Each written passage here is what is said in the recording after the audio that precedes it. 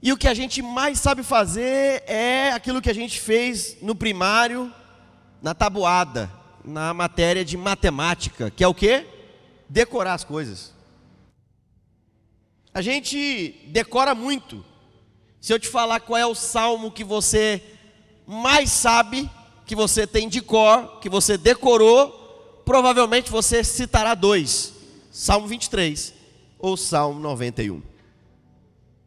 Se eu perguntar para você qual é o texto da Bíblia que você mais lembra de cabeça, é um desses salmos que você provavelmente vai citar.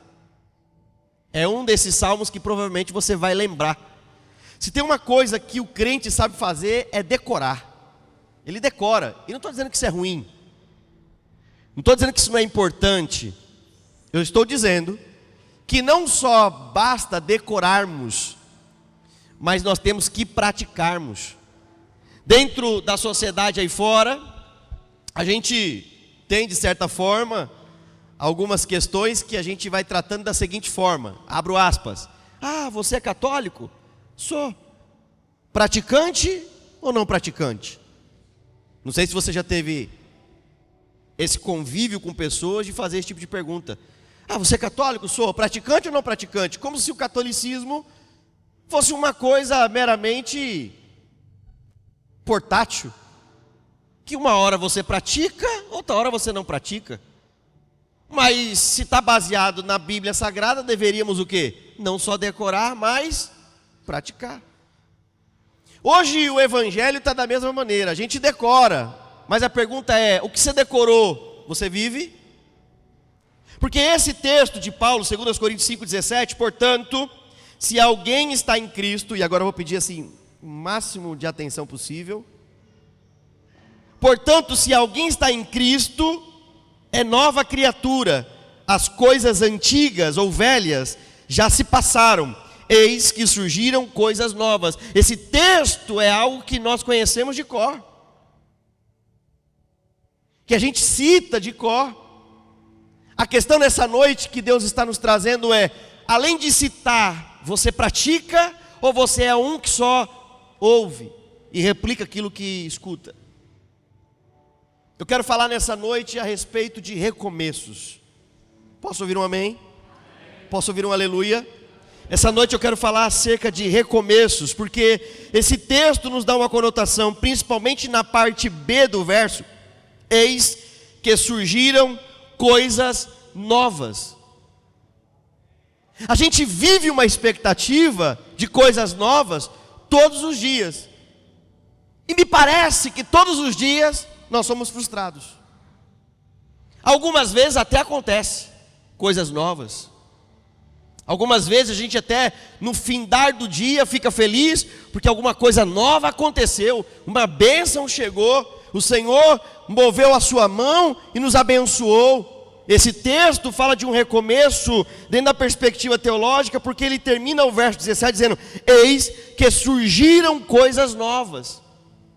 E esse surgiram está conjugado num verbo passado. Surgiram, ou seja, aquilo que nós precisamos para hoje já está determinado na eternidade para mim e para você. Não é que o Senhor vai ser pego de surpresa e fará coisas novas. Ah, o Senhor está vendo que eu estou na minha luta diária e fará coisas novas por mim. Não, Ele te trouxe hoje para te dizer que aquilo que já está estabelecido na eternidade já é uma realidade para mim e para você. Você precisa crer. Então eu quero falar sobre recomeço, que é um ato ou efeito de recomeçar. Começar novamente. Um novo começo. E como é bom a gente recomeçar, não é verdade? Como é bom a gente ter aquele sentimento de novo, de friozinho na barriga. Olha, que legal. Uma nova igreja, novas perspectivas, novos sonhos. Que bacana. Todos nós cometemos erros, sim ou não? As mulheres não precisam responder não.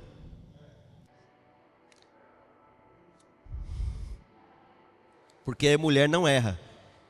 Ela só se equivoca de vez em quando, mas não erra. Mas todos nós cometemos erros, sim ou não, igreja? e precisamos diariamente de um novo começo. Todos os dias nós precisamos de um novo começo. Quando nós fazemos a coisa errada, ou quando a vida não corre como nós queremos, dá vontade de voltar atrás, de chutar o pau da barraca, de destruir tudo, e em alguns momentos de recomeçar. O Senhor te trouxe nessa noite para ministrar o seu coração, que é tempo de recomeçar na presença dEle também, que é tempo de novo de voltar a sonhar na presença dEle novamente, é tempo de novo de voltar a sentir o friozinho na barriga. Meu Deus, que friozinho gostoso, levantei no domingo pela manhã, hoje tem culto, que maravilha, que sentimento gostoso, que sentimento leve, foi o que a Célia falou. Irmãos, não penso que eu mesmo já tenha alcançado, mas uma coisa eu faço, esquecendo-me das coisas que ficaram para trás, esquecendo-me das coisas que ficaram para trás, esquecendo-me das coisas que ficaram para trás. Eu vou repetir até você entender. Esquecendo-me das coisas que ficaram para trás. Não dá para avançar, não dá para crescer, não dá para progredir, não dá para receber de Deus aquilo que Ele nos prometeu, se eu e você continuarmos a olhar para o nosso passado. Não dá para crescer, não dá para avançar, não dá para receber as promessas de Deus, se eu e você ficar olhando para trás e resmungando e murmurando e falando aquilo que já aconteceu. Deus te trouxe nessa noite. Eu já tinha levantado as mãos, sabe por quê? Porque Deus te trouxe nessa noite para te dizer: algo pode ter dado errado, mas eu sou um Deus que começo coisas novas. Paulo vai dar uma conotação em Filipenses 3,13. Irmãos, não penso eu que eu tenho alcançado alguma coisa, mas uma coisa eu faço. Então tem coisa que é para a gente fazer, Célia. Olha para mim, tem coisa que não é o pastor, tem coisa que não é mamãe, tem coisa que não é papai, tem coisa que não é o irmãozinho da igreja. Olha para mim, tem coisa que é você que tem que começar. A gente está numa vibe de muito mimimi, esperando muito pelo outro. Deus te trouxe aqui para tirar você da tua zona de conforto, para te dizer assim, na cara, uma verdade nua e crua: pare de olhar para o seu passado. A esposa briga com o marido, primeira coisa que ela lembra, de 20 mil anos atrás. Faz questão de jogar na cara do marido coisas que aconteceu 20 mil anos atrás. A irmã não estava no dilúvio, mas pisou no barro que sobrou. Deus usa pessoas que têm a capacidade, presta atenção aqui, Deus usa pessoas que têm a capacidade, apesar dos problemas, apesar das traições diárias, apesar dos conflitos diários, Deus quer usar pessoas que têm a capacidade de não ficar olhando para trás. Mas uma coisa eu faço: eu vou para diante de mim, eu vou para diante, eu vou para frente. Fala para quem está do seu lado: Deus te trouxe aqui para você caminhar, Deus te trouxe aqui para você avançar, Deus te trouxe aqui para te impulsionar. Eu vou repetir, por favor, olha para quem está do seu lado e diga: Deus te trouxe aqui para te alavancar, Deus te trouxe aqui para te impulsionar. Impulsionar para onde, pastor? Para o melhor. Te impulsionar para onde? Para a promessa. Te impulsionar para onde? Para a cura. Deus te trouxe aqui para avançar. E aí eu entendo esse texto, irmãos, quando ele diz: portanto, é uma condição. Portanto, se é uma outra condição, é uma vírgula. Semanticamente falando, é uma vírgula. O se é uma preposição de condição. Se. Por quê? Porque tem dois caminhos aqui no se. Se alguém está em Cristo, olha a preposição de condição. Por quê? Porque pode ter alguém que não está em Cristo. Dá uma olhadinha para esse irmão que está do seu lado. Esse irmão que está do seu lado, ele está em Cristo. Não, você não é vibrante não. Você não é vibrante não. Você não é vibrante não. Olha para o irmão e fala assim: você está em Cristo. Você está em Cristo. Fala para o outro irmão: você também está em Cristo.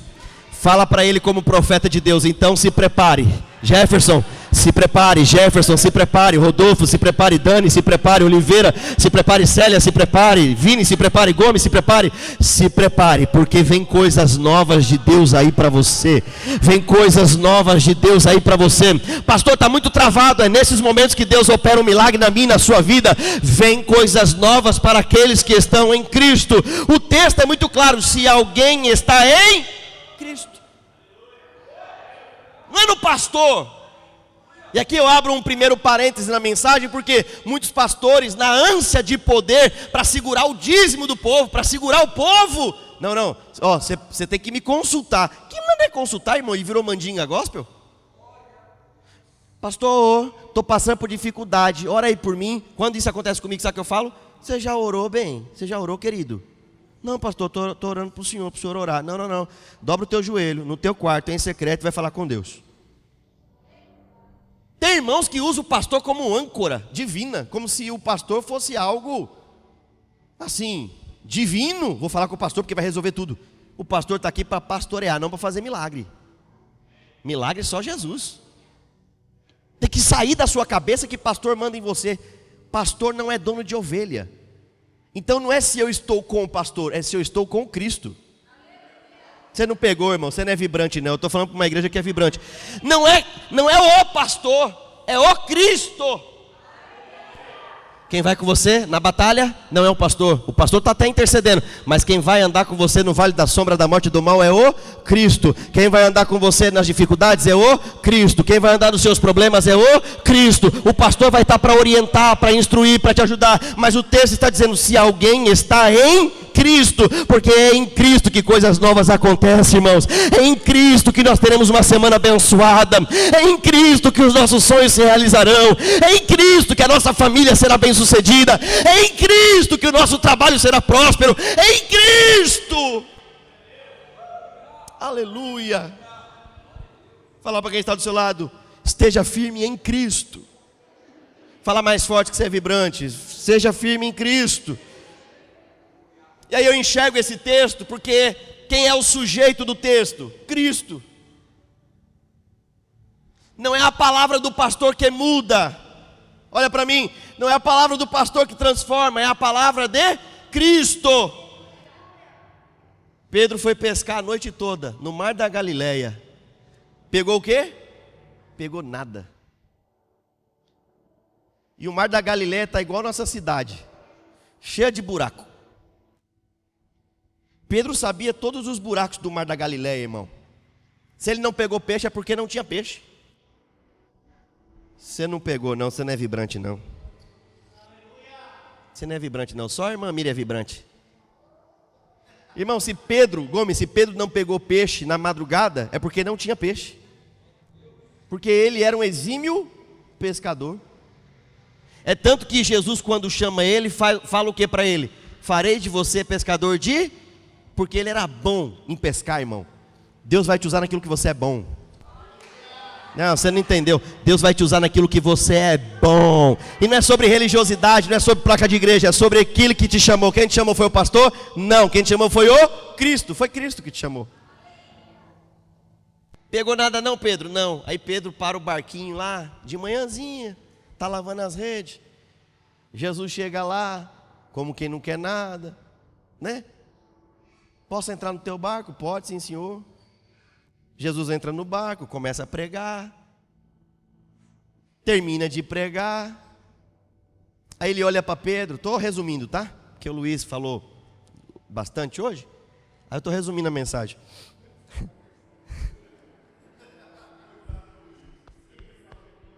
Aí ele olha, Jefferson. Eu ia dizer, ele olha para o Luiz, mas ele olha também para o Luiz. Ele olhou para Pedro e falou: Pedro, foi que houve? Pesquei nada, Senhor. Está ruim demais, o mar está muito ruim, pegamos nada. Pegou nada, Pedro? Peguei nada. Então volta lá e joga a rede. Aí Pedro, eu e você. Pedro não, eu e você. Porque a gente questiona muito a Deus. A gente é miserável demais.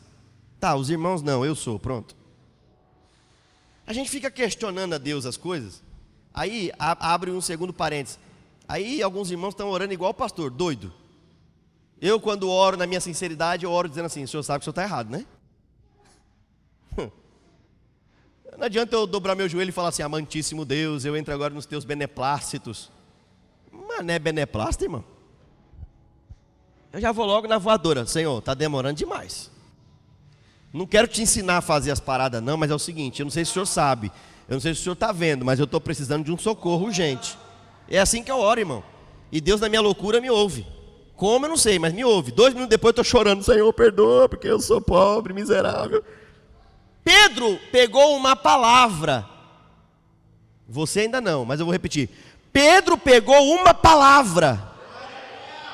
Ele não pegou dízimo, ele não pegou oferta, ele não fez campanha, 7 semanas da prosperidade, 7 semanas do azeite, 7 semanas da... Ele não pegou, ele pegou uma palavra. Ele olha para Jesus e diz: não pegamos nada à noite, mas segundo a tua palavra voltaremos lá e lançaremos a rede. Até Pedro, que conhecia o mar da Galileia, precisou recomeçar. Levante a sua mão. Esta semana é uma semana de novos começos para a sua vida.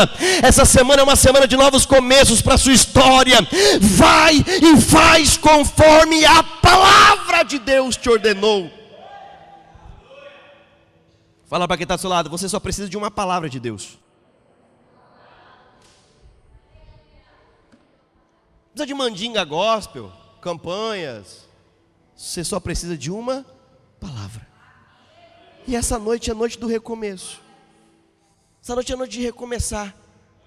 E aí, Jefferson, eu fiquei observando esse texto e tentando olhar na minha cabeça o que eu conseguia criar com esse texto, Célia. Que eu sou maluco, vocês sabem. Doido. Falei: eu preciso criar alguma coisa nisso aqui. Na hora me veio aquilo que eu faço de profissão. Eu, a Aline, quem mais aqui? Deixa eu ver. Eu acho que Mateus, Jefferson. Quando você abre lá o AutoCAD, ou Sketch, ou essas paradas que você usa aí de última geração da NASA, o que você abre um novo documento para fazer um novo projeto. Um novo projeto. Ela não pegou, mas ela é vibrante. Quando você abre lá para fazer, o cliente contrata, aí você abre lá para começar o trabalho, você abre lá um novo. Quem mexe com Photoshop aqui? Canva está mais, né? Canva. O Jefferson fez: cuidado que a irmã usa o Canva. E ela tem cara de braba, a cara dela de braba. Se fosse você, eu falava assim: Canva. Photoshop, você abre lá uma nova prancheta do Photoshop, não é? Ok. Word, fazer texto, quem trabalha com texto aí, Word, você abre um novo documento. Deus tem novos projetos para mim e para você. Deus tem novos documentos a serem assinados. Você não pegou que você não é vibrante, mas eu vou explicar para você. Aí a Aline, a minha irmã, o Jefferson abre um novo documento, uma prancheta nova. O que tem lá na prancheta? Nada. Tem o que lá no Canva? Quando você abre um novo projeto, tem o que no Canva? Quando o Luiz abre um novo projeto, Luiz, quando você abre um novo projeto lá no DaVinci, o que aparece lá? Mas o que aparece na prancheta? Nada.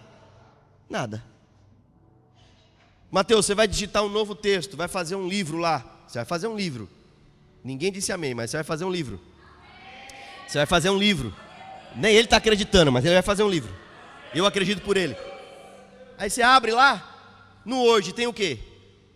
Nada. Você levantou hoje de manhã, sabe o que Deus te entregou nas suas mãos? Uma folha em branco. Sabe com o quê? Com nada. Sabe qual é o nosso problema? A gente está terceirizando a nossa responsabilidade. No final do dia, as coisas não acontecem como deveriam e a gente culpa quem? Deus. Não. Todo dia de manhã Ele te entregou uma folha em branco. Escreva. Projete. Escreva. Projete. O que você fez? Nada. Aí Deus te trouxe nesse culto maluco. Bereshit, Barak e Elohim. No princípio criou Deus os céus e a terra. E a terra era sem forma e vazia. Era sem forma e vazia. O verbo barak, bereshit, barak, em hebraico, é aquilo ou algo que veio do nada. Não pegou não? Vou te explicar. Gênesis 1:1. No princípio criou Deus os céus. Céus e terra são coisas grandes ou pequenas? São coisas grandes ou pequenas? Presta atenção, são coisas grandes ou pequenas? Por que é que você teima em pensar em coisas pequenas se o teu Deus é grande? Nem um glória a Deus mais animado. Vocês estão ruins demais hoje. A cantina vai ter que suprir isso aí depois, né? Se Deus fez os céus e a terra, que são coisas... Não, você é vibrante. São coisas grandes. Por que que na segunda de manhã tu pensa pequeno, irmão? Por que que quando o problema chega, você se acovarda? Fala para quem está do seu lado, deixa de ser covarde. Porque Deus te entregou um papel em branco para que você execute todos os projetos que Ele te ordenou. Fala para quem está do seu lado, para de ser covarde. Para de ser covarde. Agora o povo vai embora. Vai falar assim, essa igreja é maluca. O pastor manda olhar para o outro, mandar parar de ser covarde. Aí olha comigo.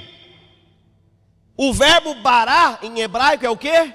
Aquilo que foi feito do nada. Irmãos, se Deus fez do nada tudo, por que que você tem tudo e não faz?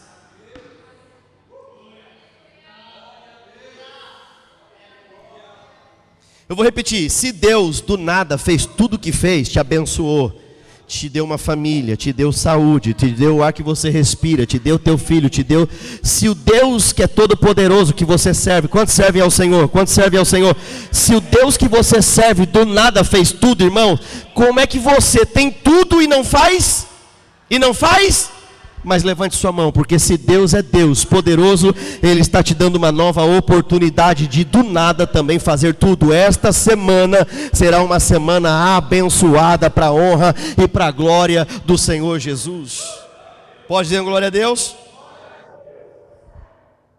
Aí nesse projeto, Aline, você pode começar de diversas maneiras, sim ou não? No texto você pode começar de diversas maneiras. No Canva, você pode começar de diversas maneiras. Porque o Luiz falou.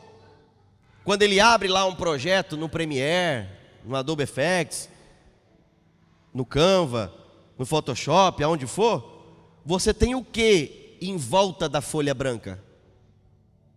Você tem o que, irmãos? Ferramentas. Se eu tivesse sentado aí, eu já estava dando glória a Deus. Eu já tinha levantado até a cadeira. Porque Deus nunca vai te dar um papel em branco sem junto com o papel em branco te dar ferramentas.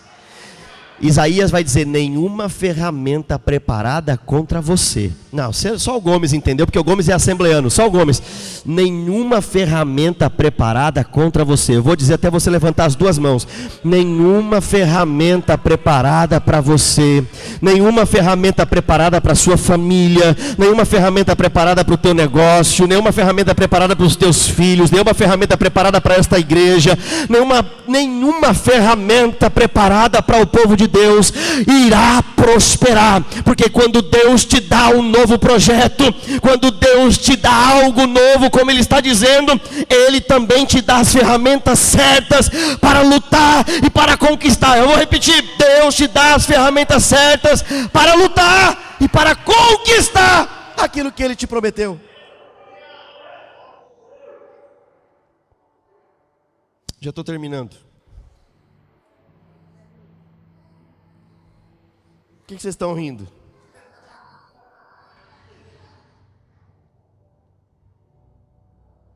Quando o leitor abre um livro, existe uma grande expectativa de como vai acabar a história do livro. Quem gosta de ler aqui, levante a mão. Misericórdia, irmão. Vamos ler mais. Só para deixar assim, não, eu gosto de ler, pastor. Vamos, quem gosta de ler aí?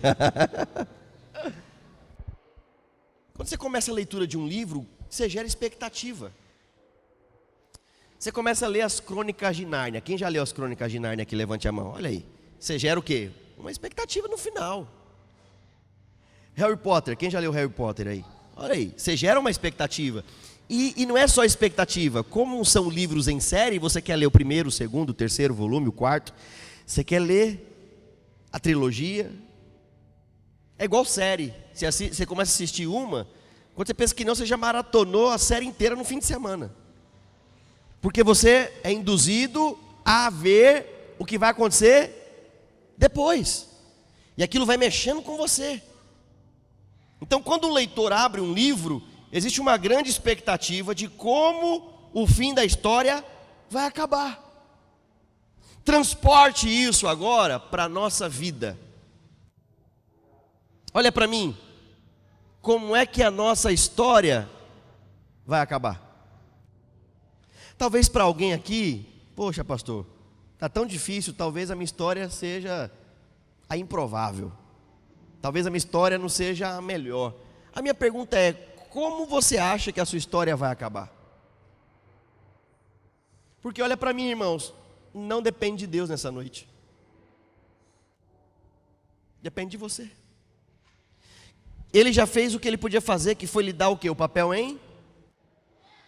Quem é que está escrevendo por você? Quem é que está escrevendo a sua história? Quem é que está escrevendo os seus sonhos? O que a gente está fazendo? Jefferson, escreva aí os meus sonhos. A gente está terceirizando e reclamando dos resultados.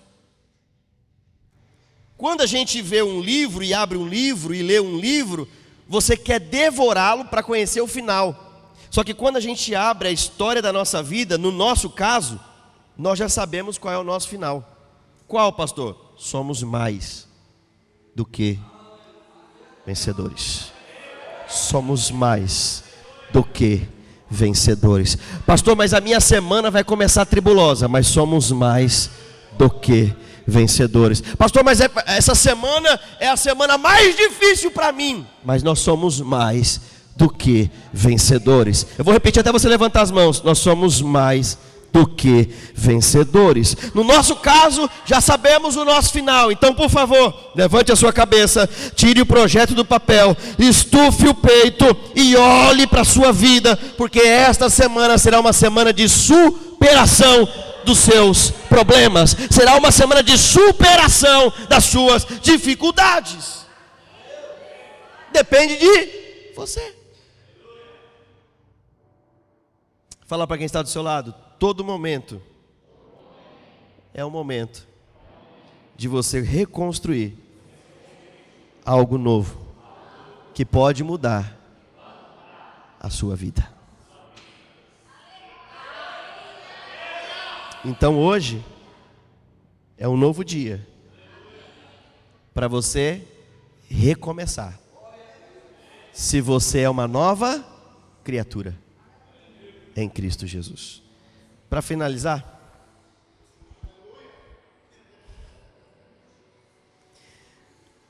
uma folha em branco diz muita coisa. Diz ou não diz? Uma folha em branco diz muita coisa. Uma folha em branco diz muita coisa em relação ao nosso tempo, porque eu posso preencher desde o início do dia, ou posso deixar para preencher no final dele. Uma folha em branco, eu posso dizer a quantidade de frases que eu vou usar, de parágrafos que eu vou ter. Num projeto, eu posso ter várias nuances de ambientes. Posso usar uma cor, posso usar outra. Posso usar um formato, posso usar outro. Quem decide? Quem decide? Você. Vai escrever um texto, você pode começar com uma frase de impacto, com uma pergunta ao leitor. Você pode começar com a sua biografia, você pode começar de diversas formas. A pergunta de Deus para você é, olhando o retrospecto da sua vida, como é que você tem passado a sua semana? Se eu pedir para você fazer um retrospecto da sua vida, dos últimos 30 dias, você vai estar mais feliz, mais aflito, mais angustiado ou mais grato a Deus? Porque, irmãos, isso não depende mais de Deus. Depende de vocês. Depende de mim. O que Deus quer de você, então, é que você escreva o próximo capítulo como puder e o máximo que puder. Não deixe as demais pessoas escreverem para você o que é para você escrever. E eu quero encerrar aqui com duas ilustrações muito pertinentes sobre o tema. Primeiro, um pai leva o seu filho jovem para o Iraque. E ainda no avião, ele coloca o filho dele jovem na janela. E ainda no avião, chegando no Iraque, o pai olha para aquele adolescente, aquele jovem, e diz: olha como a cidade está. Aquele menino olha para o pai e fala: pai, a cidade está arruinada devido à guerra. A gente está vendo aí a guerra agora de Israel, Irã e os Estados Unidos no meio. E a gente olha lá a faixa de Gaza toda destruída. Então imagine você indo de avião para lá e sobrevoando a área de destruição, de deserto, de problema, sem vida. Você tem duas alternativas aqui. Primeira, olhar, contemplar a destruição e ser conivente com a destruição. Segundo, e mais difícil, e por isso que Deus chamou os mais difíceis, olhar, ver a destruição, bater no peito e dizer assim: vamos reconstruir a cidade. Está disposto a reconstruir? Porque foi o que Neemias fez. Encontrou a cidade, os muros dela destruídos. E ele não era um crente Nutella. Ai, vai faltar brita, vai faltar. Não. Ele não olhou para a falta, ele olhou para o Deus que provê tudo. Vamos reconstruir os muros. Quando o menino desce do avião, ele diz ao pai: pai, o que nós viemos fazer aqui? A cidade está destruída, não há nada para nós aqui. Aí o pai olha para ele e fala assim: depende da visão que você tem. Filho, você está olhando a destruição, mas eu te trouxe porque nós juntos vamos reconstruir essa cidade. Olha para quem está do seu lado. Você está olhando para uma pessoa, só olha. Você está olhando para alguém que essa semana vai reconstruir coisas grandes e novas. Você está olhando para alguém que vai reconstruir coisas grandes e novas. Você está olhando para alguém que vai reconstruir coisas grandes e novas. Eu vejo uma oportunidade para você. Eu vejo uma oportunidade essa semana na sua vida, meu irmão. E eu encerro. Que o Luiz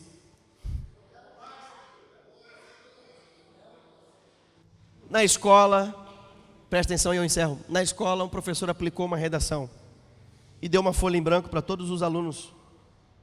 Quando todos os alunos pegaram aquela folha em branco, o professor olhou para cada um deles e disse assim: descreva nesta folha o que você enxerga nela.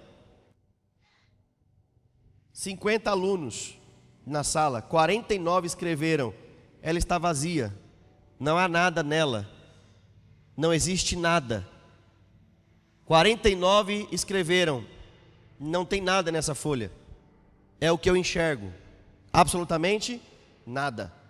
Um aluno, ela corrigindo e vendo, um aluno, quando ela puxa a folha, estava lá: além do nada, vírgula, eu enxergo nesta página uma oportunidade de escrever uma nova história.